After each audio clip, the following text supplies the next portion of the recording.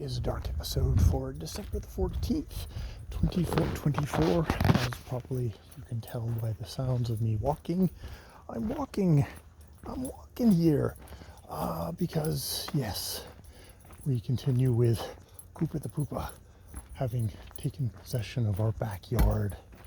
Well, not really taking possession of our backyard, but really, we wandered by a window. We did not want Koopa to see us because Koopa's a 100-pound ball of, well, potential fury. He's mellow until he suddenly alerts and then could be very unstoppable. So, discretion is the better part of valor, and we are walking the road for tonight and the next night, I guess, as well. It is a very clear night tonight, and the moon is full, so it is fairly pleasant to walk along. Shira's not feeling that great in the, she's got a bit of swelling around an area that makes it, that's where the poop's supposed to come out. So we're going into the vet tomorrow. She did have a small poop today, but we want to get that taken care of. Too sweet, so someone is able to do her business because, wow. Humans and animals, that's really something that needs to get done. So it's actually probably not a bad thing that we are walking versus just strolling around our backyard. It's like this is the best chance that Shira has to kind of get her bowels to go. I'm sure this is way TMI for you, dear listener, whoever you are not, since I don't think anyone has actually become a great fan of me doing my dark episodes. What else do I have to say? Yeah, it was a very busy day, even though I don't know if I actually got much done. Ja's having kind of anxiety issues around work and stuff like that. She kind of goes through periods. Hopefully, as she goes along, she will just develop more muscles. I guess that, or she'll find out that it's just not the job for her, which would be kind of tough because there's a lot of ways that it's an extremely excellent job, money-wise, benefit-wise, but, you know, if the job itself is just not something that she can do, is not happy doing, well, then I guess, you know, she will do something else. But we'll see, you know, early days. And the good thing about being older is I think both of us are more resilient in that, you know, we can we've had enough experience that you kind of know, like, look, just keep on going for a bit. You know, we do have that. Yes. Hey, Theo. You're the little anchor here. Do you need to do stuff? He's definitely eyeing a tree at the moment. Yes. Eyeing, but rejecting the tree. Come on, let's keep going. So, yeah, I went downstairs and visited the Conways who are staying at Jackie's at the moment. And yes, gave Koopa his cookie.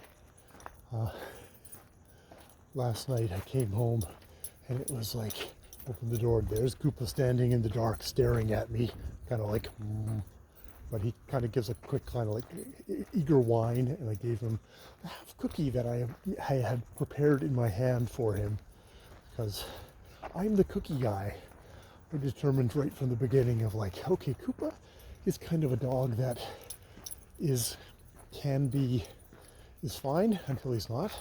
So I'm just going to make it always fine, always happy, always have, whenever I see him, I give him a cookie. And he loves me. Or he loves my cookie, and that's good enough because I don't hang out with him that much.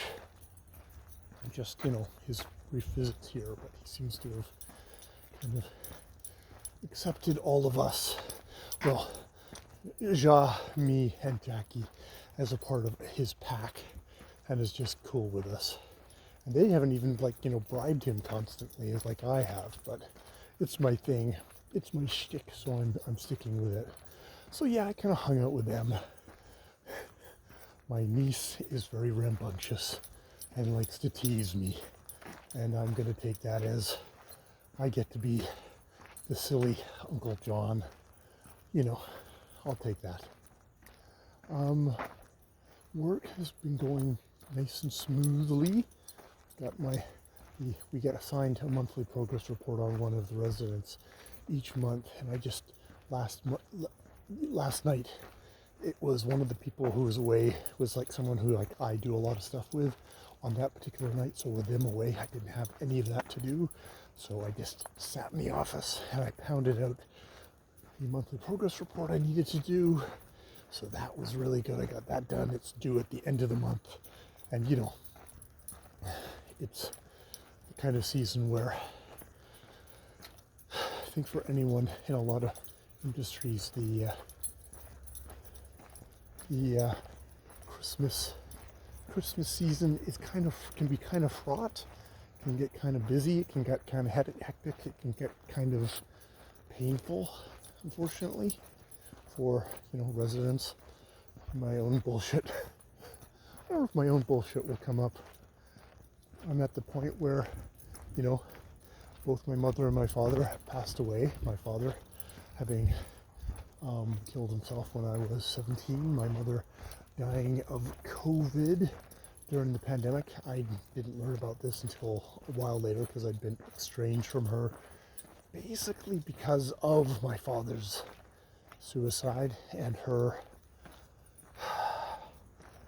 not really being able to deal with it, and kind of being a part of the not wanting me to deal with it sort of thing. So I really rejected that, and fortunately my brother and sister kind of fell in line in the kind of the family line.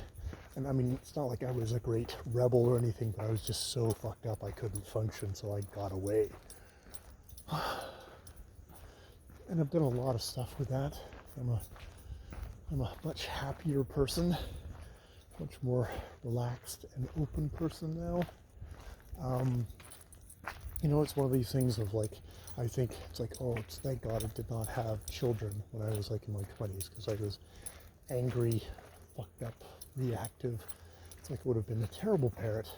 And then you think, well, now I'm much more stable and all that stuff. But, you know, I'd be dead before the kid was 20, so that also wouldn't work. So, you know, all in all, we definitely made the right decision becoming an aunt and uncle. That is where we're at. Yes. All right. Well, I have winded my way back home. I'm going to let the dogs wander around in the backyard here. And I'm going to turn off the phone so I'm not freaking out Jackie, whose bedroom is right over there. More videos later.